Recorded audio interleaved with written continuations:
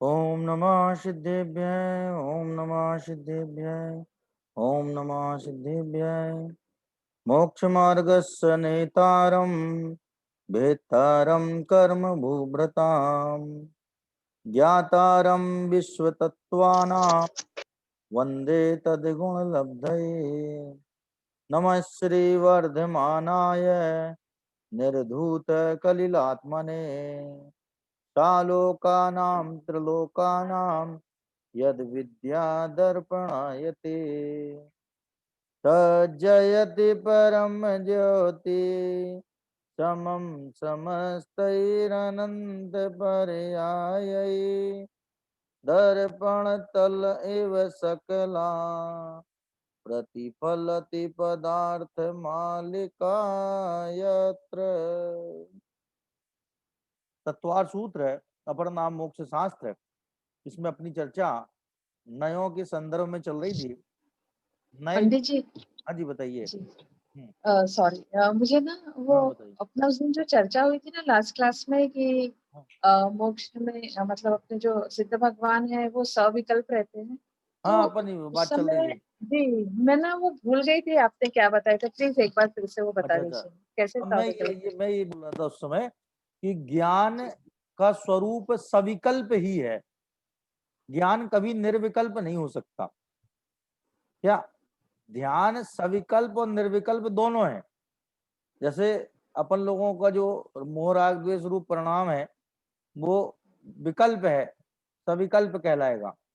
और भगवान का मोह राग द्वेष रहित वीतराग जो परिणाम है, वीतराग परिणाम भगवान का है, वो निर्विकल्प परिणाम है। उसमें किसी राग द्वेष का कोई विकल्प नहीं है। इसलिए सविकल्प और निर्विकल्प ऐसे दो भेद ये ध्यान में तो संभव है, ध्यान में तो संभव है, लेकिन ज्ञान में संभव नहीं है। क्यों संभव नहीं है? क्योंकि ज्ञान स्वरूप से ही सविकल्प है। स्वरूप से ही सविकल्प है, इसका मतलब क्या है? दरअसल क्या है कि विकल्प शब्द के कई अर्थ होते हैं। विकल्प के कई अर्थ होते हैं, जिसमें मुख्यतया दो अर्थ प्रसिद्ध हैं। विकल्प माने होता राग द्वेष। जैसे कोई कहता है क्यों भैया राग द्वेष के विकल्प कर रहे हो, जो होना था वो हो गया, अब इसमें राग द्वेष करके क्या फायदा है, ऐसे विकल्पों से क्या फायदा है। तो जब वो इस विकल्प शब्द का प्रयोग करता है तो वहां उसका मतलब होता है राग द्वेष। ठीक है, एक तो बहुप्रचलित अर्थ है विकल्प माने राग द्वेष। तो भगवान राग द्वेष से रहित हो गए हैं, इसलिए वे निर्विकल्प हैं। दूसरा विकल्प शब्द का अर्थ होता भेद पूर्वक जानना, या विकल्प का सीधा सीधा शाब्दिक अर्थ समझे तो विकल्प माने भेद, और सविकल्प माने सभेद, भेद सहित, भेदेन सहितम सभेदम सविकल्पम इत्यवा। क्या भेद से सहित है उसका नाम सभेद है या सविकल्प है? तो कह रहे ज्ञान जो है वो सविकल्प ही है, क्योंकि वो भेद सहित ही जानता है। भगवान केवली भी अपने केवल ज्ञान में लोकालोक के 6 द्रव्यों के समस्त भेदों को जानते हैं। ऐसा कोई भेद नहीं है जो भगवान के अगम्य है, भगवान के अचिंत्य है, भगवान के ज्ञान से भिन्न है, मन ज्ञान में ना आता हो। समस्त भेद भगवान के ज्ञान में आते हैं। इसलिए ज्ञान का स्वरूप भेद पूर्वक जानना है। चाहे वो निगोदिया जीव का ज्ञान हो, चाहे अपन लोगों का ज्ञान हो, और चाहे अपने भगवान का ज्ञान हो, सबका जय ज्ञान जगन्नाथ पंडित सविकल्प जी। ही है। सबका ज्ञान क्या है? सविकल्प ही है। क्या? जय जगन्नाथ। जय जगन्नाथ पंडित जी। हाँ जय जनन की भैया कौन है?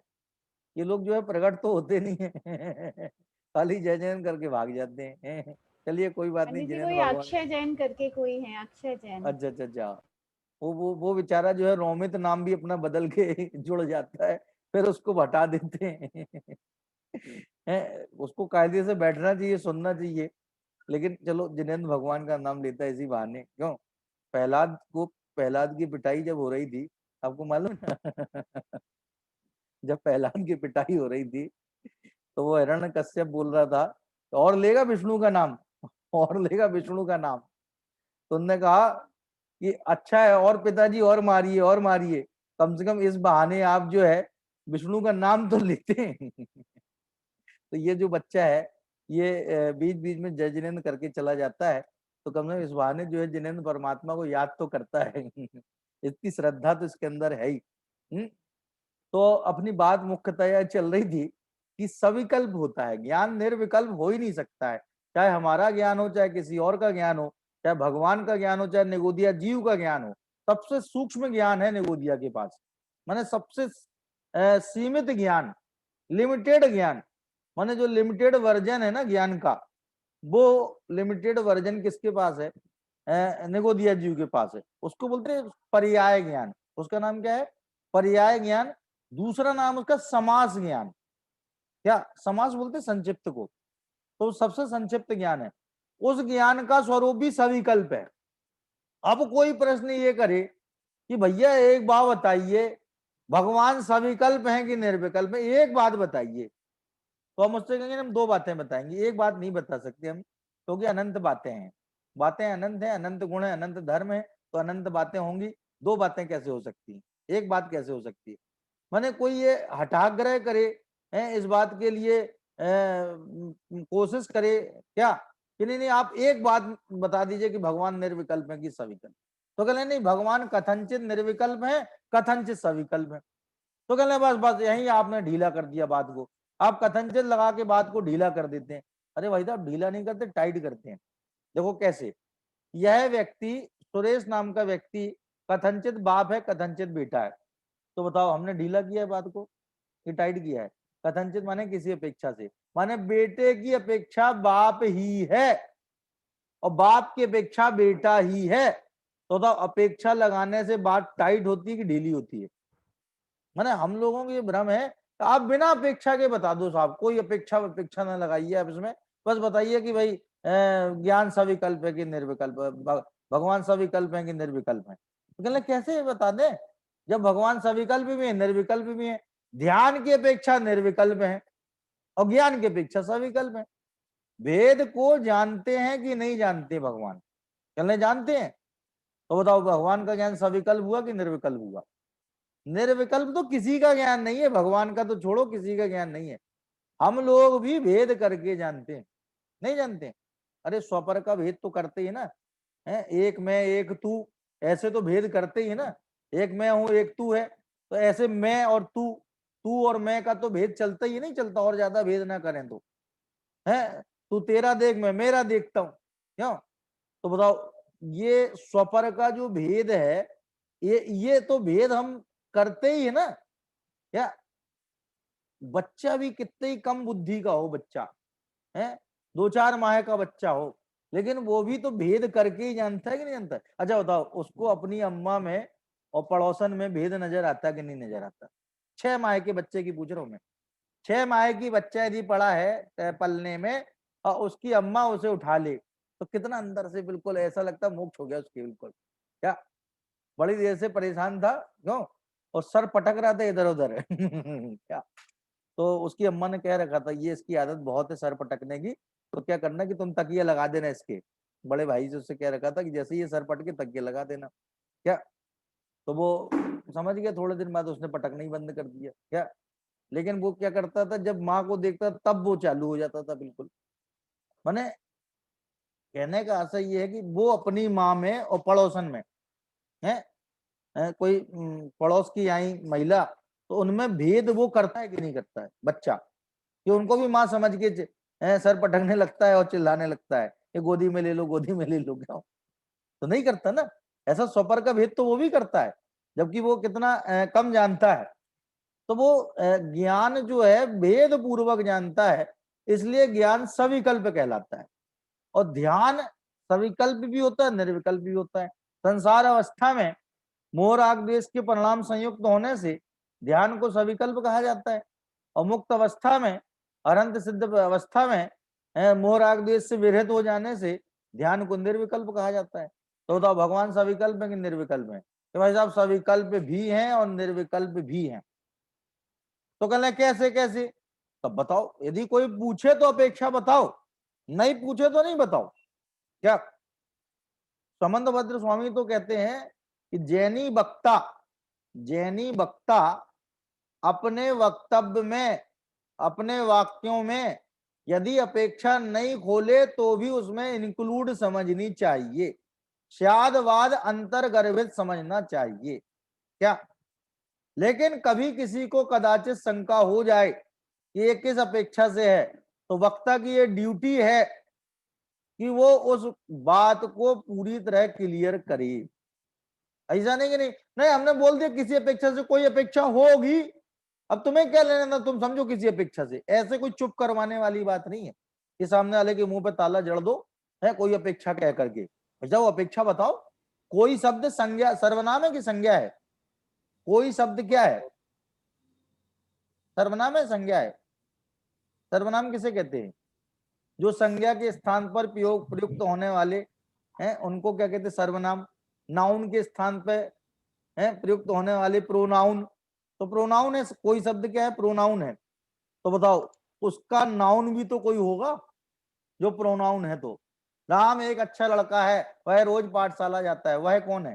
सर्वनाम, प्रोनाउन। तो वह का नाउन कौन हुआ? राम। राम किसका नाउन है? कि वह का नाउन है। तो आप कोई अपेक्षा से, किसी अपेक्षा से है और आप उसकी अपेक्षा नहीं खोल रहे, इसको आपको खुद ही नहीं पता। भाई यदि हम अपेक्षा को स्पष्ट नहीं कर पा रहे हैं और सामने वाले को केवल इतना बोल करके चुप करा देते हैं कि भाई किसी तरह से इससे पिंडा तो छूटे हमारा कोई कहे इससे पिंडा तो किसी तरह छूटे, किसी अपेक्षा से है साहब, किसी अपेक्षा से, तो भाई साहब ऐसे पिंडा छुड़ाने से काम नहीं चलेगा। इसका मतलब है हमें खुद ही वो बात स्पष्ट नहीं है। हम यदि भगवान को सविकल्प कहते हैं तो सविकल्पता की अपेक्षा में खोलनी होगी, और यदि निर्विकल्प कहते हैं तो निर्विकल्पता की अपेक्षा भी खोलनी होगी, बशर्ते किसी के मन में शंका हो जाए तो। और मान लो सबके समझ में आ रहा है क्या, मान लो जैसे मान लो बच्चे से कहा, लड़के से कहा कि जाओ माँ को बुला लाओ। क्या कहा? जाओ माँ को बुला लाओ। अब वो बच्चा जो है माँ को बुला लाया। किसको माँ को बुला लाया? पिता की माँ को नहीं, अपनी माँ को बुला लाया। किसकी माँ को बुला लाया? अपनी माँ को बुला लाया। ठीक है ना। तो क्या उस बाप को इस बात की जरूरत है कि वो ये बोले कि जाओ तुम मेरी लुगाई को बुला लाओ? ये अपेक्षा खोलने की जरूरत है क्या? तुम अपनी माँ को बुला लाओ कि मेरी लुगाई को बुला लाओ? क्या क्या बोलना पड़ेगा बताओ? कहीं वो मेरी माँ को ना, वो अपनी माँ को ना बुला लाए, अपनी मेरी माँ को ना बुला लाए, दादी को ना बुला लाए है। माने उसके अज्ञान को देख करके तो एक बार अपेक्षा खोल दो, लेकिन यदि सामने वाले को समझ में आ रही है बात तो फिर अपेक्षा खोलने की जरूरत नहीं है। उस वाक्य के अंदर ही स्यादवाद अंतर्गर्भित है, स्यादवाद उसमें इंक्लूड है, क्योंकि अभिप्राय में नय होता है। नय की एक परिभाषा और है, वक्तुर अभिप्रायो नया। वक्ता के अभिप्राय को नय कहते हैं, श्रोता के अभिप्राय को नय नहीं कहते क्या? वक्ता के अभिप्राय को नय कहते हैं। और जब कोई जान रहा हो, न बोल रहा हो न सुन रहा हो, केवल जान रहा हो, तो उस समय ज्ञाता के अभिप्राय को नय कहते हैं। ज्ञातुर अभिप्रायो नया, ज्ञाता के अभिप्राय को नय कहते हैं। तो इस तरह से ये बात अपन को बिल्कुल कंसेप्ट क्लियर होना चाहिए। ज्ञान सविकल्प ही होता है। देखो ज्ञान सविकल्प भी होता है ये बोल देंगे तो बात थोड़ी सी ढीली हो जाएगी। कैसे ढीली हो जाएगी? कि भाई साहब निर्विकल्प भी होता है और सविकल्प भी होता है, दोनों बातें हो गई।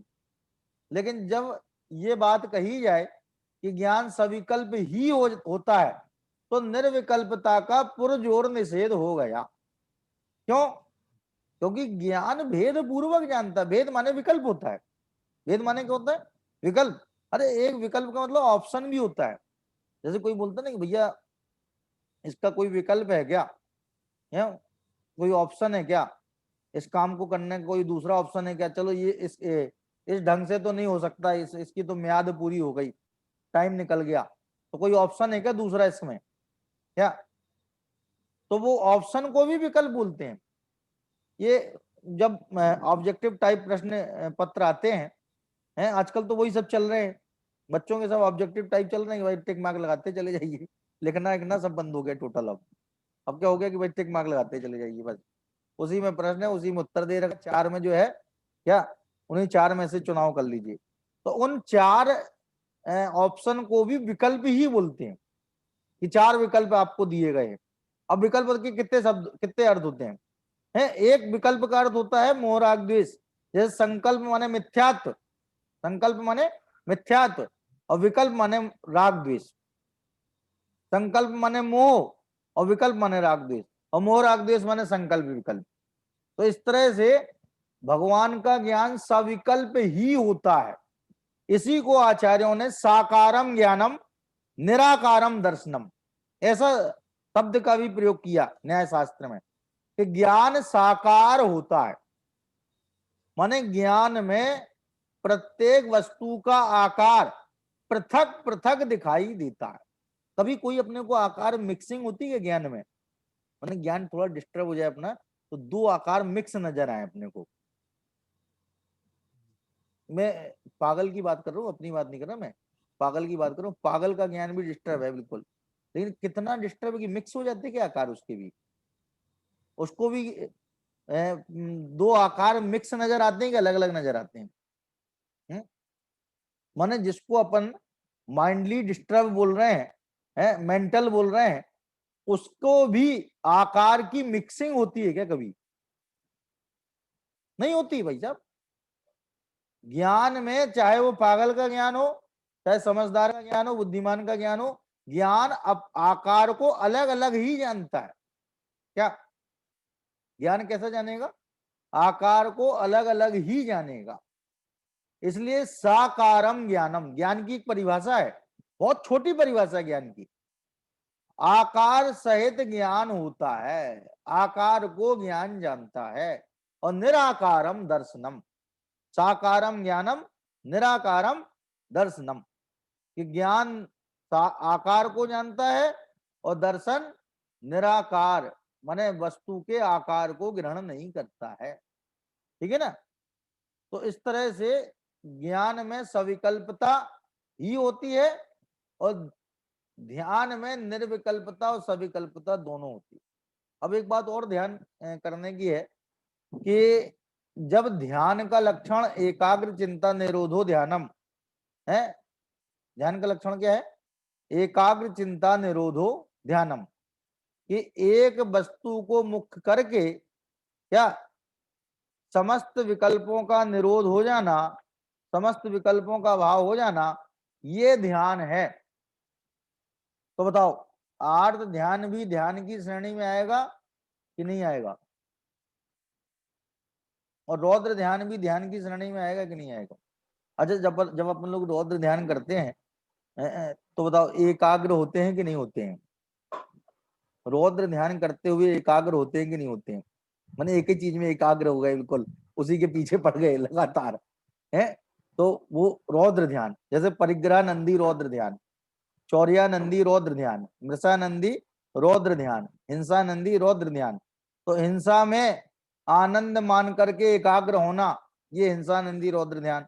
परिग्रह में आनंद मान के एकाग्र होना, परिग्रह में मशगूल हो जाना है, परिग्रह में लवलीन हो जाना, ये क्या है? ये भी ध्यान ही है। बस ये है कि ये 2 ध्यान संसार के कारण है और 2 ध्यान क्या मुक्ति के कारण है। माने आचार्यों ने जब ध्यान के भेद किए तो आर्त ध्यान और रौद्र ध्यान को भी ध्यान ही में शामिल किया है।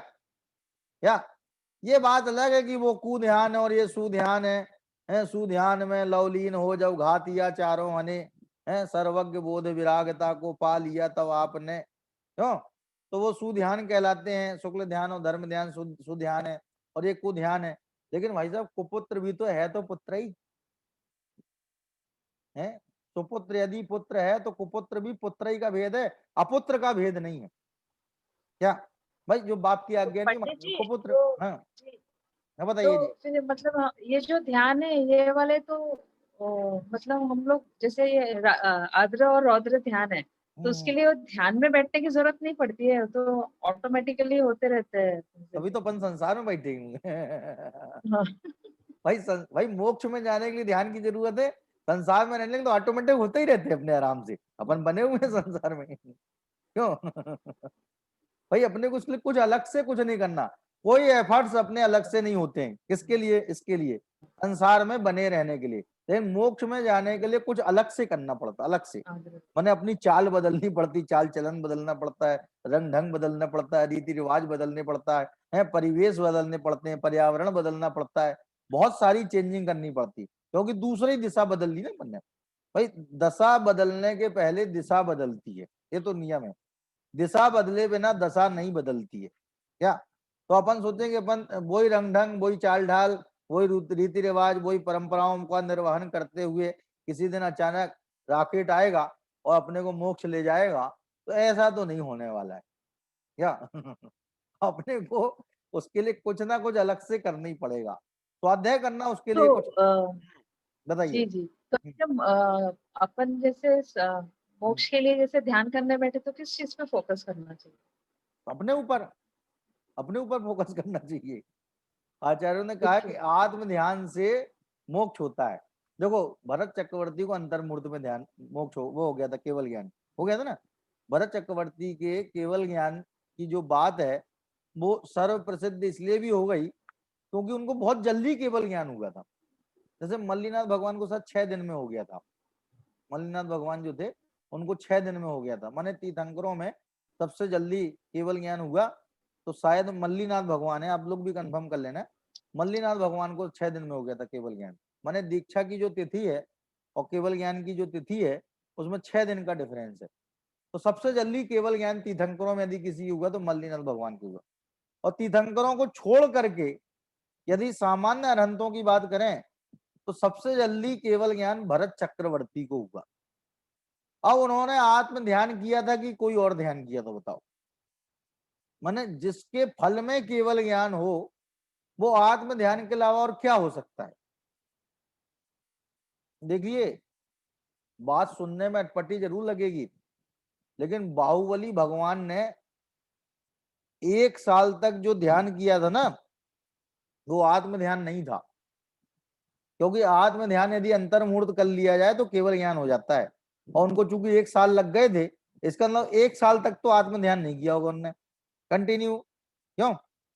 और उनके पिताजी आदिनाथ भगवान हैं, उनने 1000 साल लगाए, एक ही काम किया, तीनों ने केवल ज्ञान प्राप्त किया।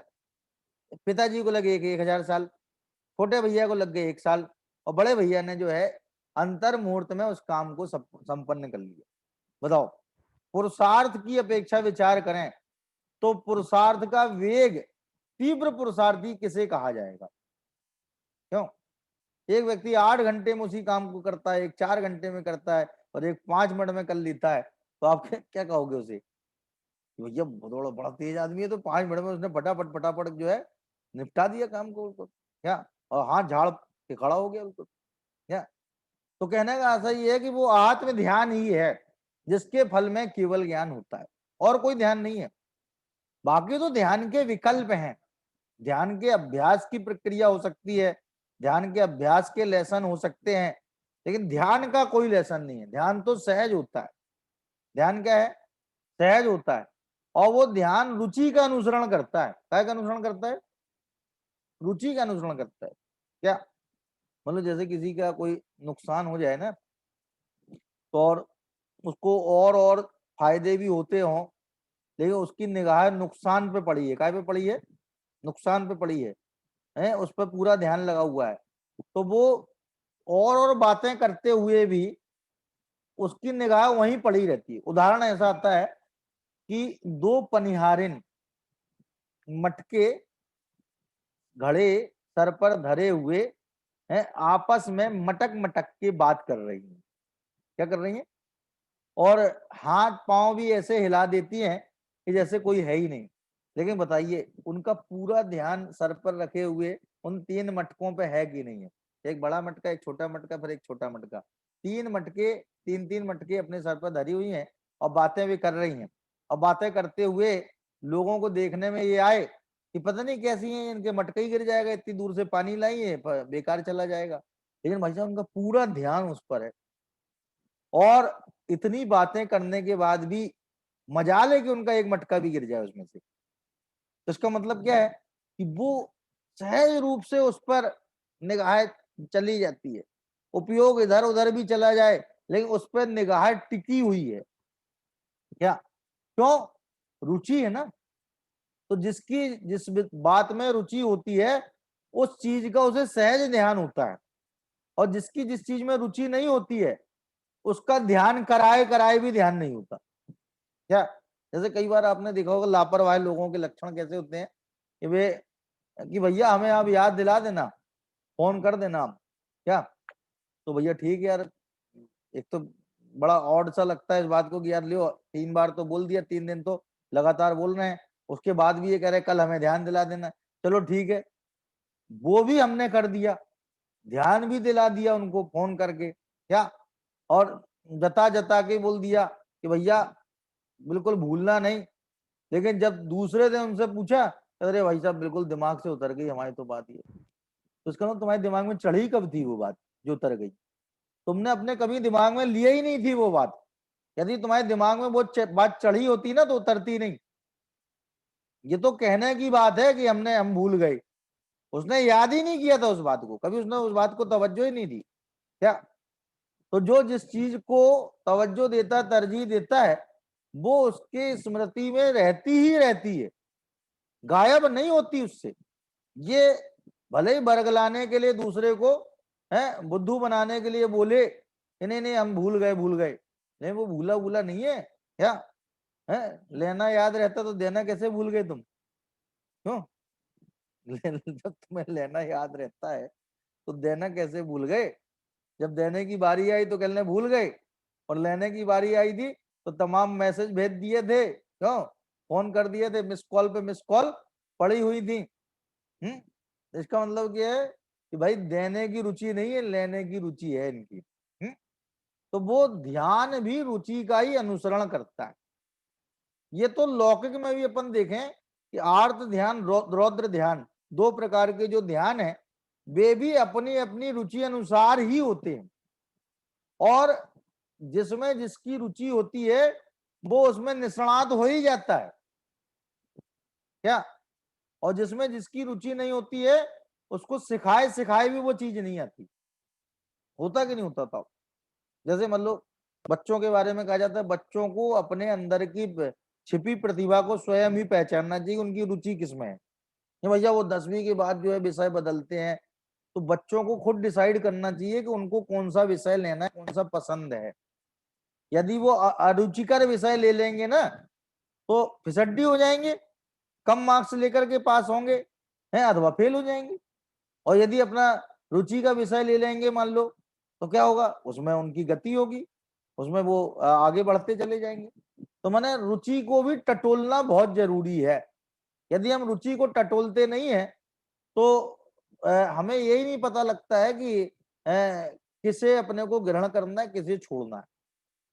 तो ये बात तो चूंकि प्रसंग बस चल गई, लेकिन अपनी बात, मूल बात जो है नयों के संदर्भ में चल रही थी कि नए जो है 2 प्रकार के होते हैं। नयों की परिभाषा समझ में आ गई होगी कि नए जो है ज्ञान के अंश हैं, श्रुत ज्ञान के अंश हैं। श्रुत ज्ञान विभागा नया, एक परिभाषा और है, श्रुत ज्ञान के विभाग को नए कहते हैं। और श्रुत ज्ञान जो है वो परोक्ष ज्ञान है। तो परोक्ष ज्ञान का अंश परोक्ष होगा कि प्रत्यक्ष होगा? परोक्ष होगा। भाई जब श्रुत ज्ञान स्वयं ही परोक्ष है तो श्रुत ज्ञान के अंश नए हैं, वो प्रत्यक्ष कैसे हो सकते हैं? प्रत्यक्ष तो 3 ही ज्ञान है, अवधि ज्ञान, मनःप्रय ज्ञान और केवल ज्ञान, और इन तीनों ज्ञानों में नए नहीं होते। देखो, मुख्य गौण करके जानने की पद्धति नए है। नए क्या है?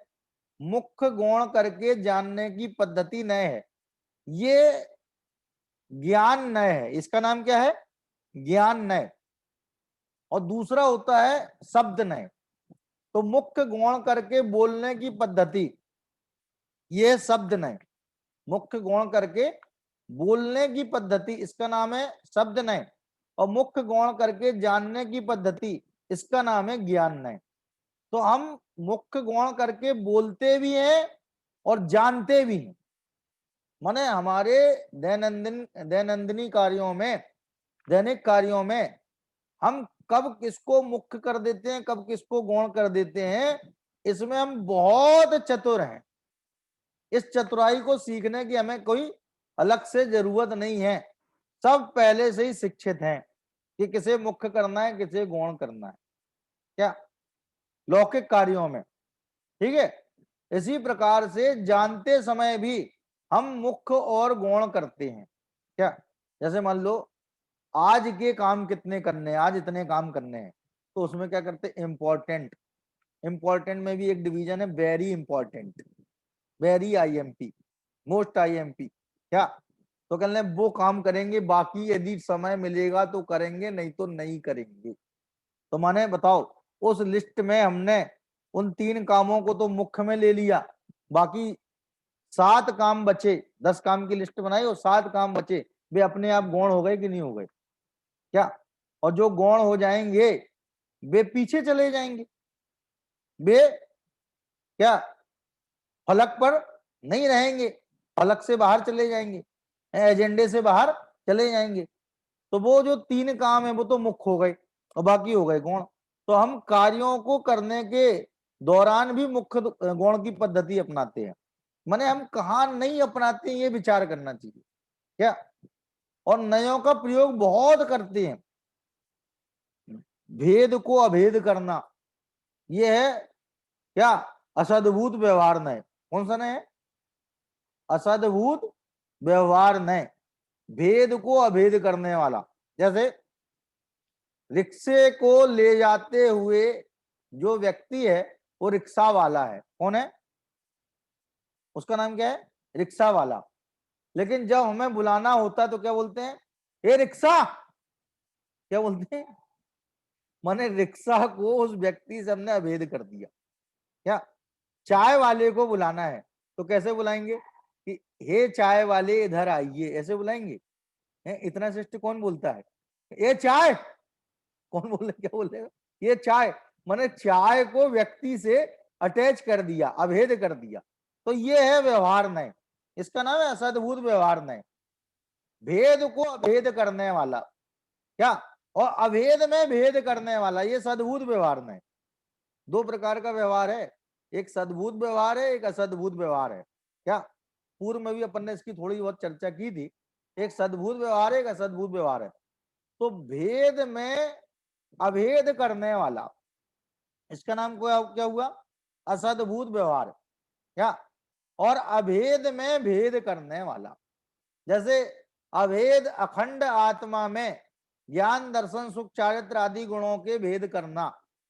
क्या, दर्शन ज्ञान चारित्र आदि पर्यायों के भेद करना, अनंत ज्ञान अनंत सुख अनंत दर्शन अनंत वीर आदि है, ये अनंत जो भगवान के प्रकट हुई पर्याय, इनका भेद करना, ये सब जाएगा सद्भुत व्यवहार में। किसमें जाएगा? सद्भुत व्यवहार में। अब ये सद्भुत व्यवहार के भी 2 भेद हैं, उपचरित सद्भुत व्यवहार, अनुपचरित सद्भुत व्यवहार। इसी प्रकार से उपचरित असद्भुत व्यवहार और अनुपचरित असद्भुत व्यवहार। तो वो कह रहे हैं कि जब संश्लेष संबंध वाले, जब संश्लेष माने एक क्षेत्रावगाह है, एक क्षेत्रावगाह, जब एक क्षेत्रावगाह वाले 2 द्रव्यों में एकता बताई जाए, एक क्षेत्रावगाह वाले 2 द्रव्यों में एकता बताई जाए, माने 2 भेद रूप द्रव्यों को, भिन्न द्रव्यों को एक बताया जाए, तो वो कहलाएगा अनुपचरित सद्भुत व्यवहार। अनुपचरित असद्भुत व्यवहार। क्या, अनुपचरित असद्भुत व्यवहार। जैसे देह और आत्मा 2 द्रव्य, 2 द्रव्य एक क्षेत्रावगाही, एक क्षेत्र में रहने वाले 2 द्रव्य, उनको एक बताया जा रहा है, तो वो कहलाएगा अनुपचरित असद्भुत व्यवहार। और उपचरित असद्भुत व्यवहार में क्या, ये मकान मेरा है, ये नगर मेरा है, ये मोहल्ला मेरा है, ये देश मेरा है, अरे ये विश्व मेरा है, वसुधैव कुटुंबकम अयम निजः परो वेत्ति गणना लघु चेतसाम और उदार चरिता नाम तू वसुधैव कुटुंबकम। क्या, यह मेरा है, यह तेरा है, यह तो लघु चित्त वालों की गिनती है। क्या, और उदार चरित्र वाले तो कहते हैं सारी वसुधा मेरा कुटुंब है। तो पूरे विश्व को अपना कहना ये क्या है? उपचरित असद्भुत व्यवहार नय। इसी प्रकार से उपचरित सद्भुत व्यवहार नय है, अनुपचरित सद्भुत व्यवहार नय। तो उपचरित सद्भुत व्यवहार में क्या आ जाएगा? कि जो है आत्मा में जो मोह राग द्वेष के परिणाम होते हैं वो काय में जाएंगे? उपचरित सद्भुत व्यवहार नय में है। और आत्मा में जो है ज्ञान दर्शन आदि के जो परिणाम होते हैं, अब देखो यहाँ उपचरित अनुपचरित का अर्थ बदल गया। वहां पर था अनेक क्षेत्रावगाही माने अनुपचरित उपचरित। असद्भुत व्यवहार में अनेक क्षेत्रावगाही द्रव्यों को जो लिया है वो असद्भुत में लिया है, उपचरित असद्भुत में लिया है क्या? और एक क्षेत्रावगाही द्रव्यों को है अनुपचरित असद्भुत में लिया। लेकिन यहाँ पर अनुपचरित सद्भुत और उपचरित सद्भुत में अर्थ बदल गया कि जब शुद्ध पर्यायों को क्या आत्मा का कहा जाए तो वो कहलाएगा अनुपचरित सद्भुत व्यवहार में। और जब अशुद्ध पर्यायों को आत्मा का कहा जाए, मोह राग द्वेष के परिणाम अशुद्ध पर्याय हैं, उनको आत्मा का कहा जाए तो उसका नाम क्या है? उपचरित सद्भुत व्यवहार नहीं। समझ में आई बात? ये कठिन तो नहीं हो रही है? यदि कठिन हो रही है तो बता कठिन दीजिए। है पंडित जी, कठिन हो रही है, कठिन हो रही कठिन हो रही है, बहुत बढ़िया, आप बता दिया आपने, है। है ना? हाँ ये अपन जो है ना थोड़ा सा इसको परिभाषा जैसे ना अजय जी ने लिख लिया, आप भी देख लीजिएगा, है तो उनने नोट कर लिया। अजय जी आपने नोट कर लिया नहीं कर लिया?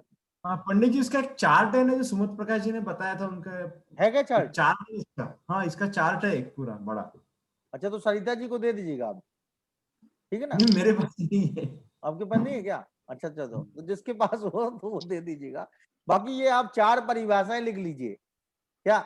ये जो 4 परिभाषाएं है ना ये आप लिख लीजिए, तो इसकी चर्चा अपन फिर से करेंगे।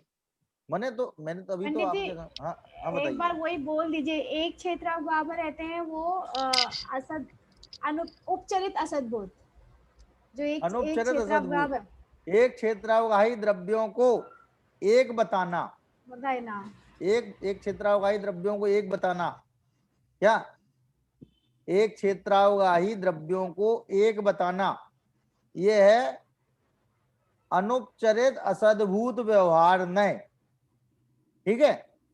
फिर अनेक क्षेत्रावगाही द्रव्यों को, अनेक क्षेत्रावगाही द्रव्यों को अपना बताना, एक बताना नहीं अपना बताना, ये क्या हो गया?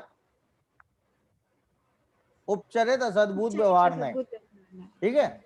और आत्मा में ज्ञान दर्शन आदि भेद करना, यह है अनुपचरित सद्भुत व्यवहार नय। और आत्मा में मोह राग द्वेष आदि के भेद करना, ये क्या किस में जाएगा? उपचरित सद्भुत व्यवहार नय। ठीक है ना? तो ये संक्षिप्त में है, बाकी इसकी डिटेल अपन और चर्चा करेंगे इसी बात पर। नयों का प्रकरण बहुत ही महत्वपूर्ण प्रकरण है और नयों को समझे बिना जो है वस्तु स्वरूप की जानकारी नहीं होगी, इसलिए नयों का समझना नितांत आवश्यक है। इसी की विशेष चर्चा अपन आगे करेंगे। जय जिनेंद्र की।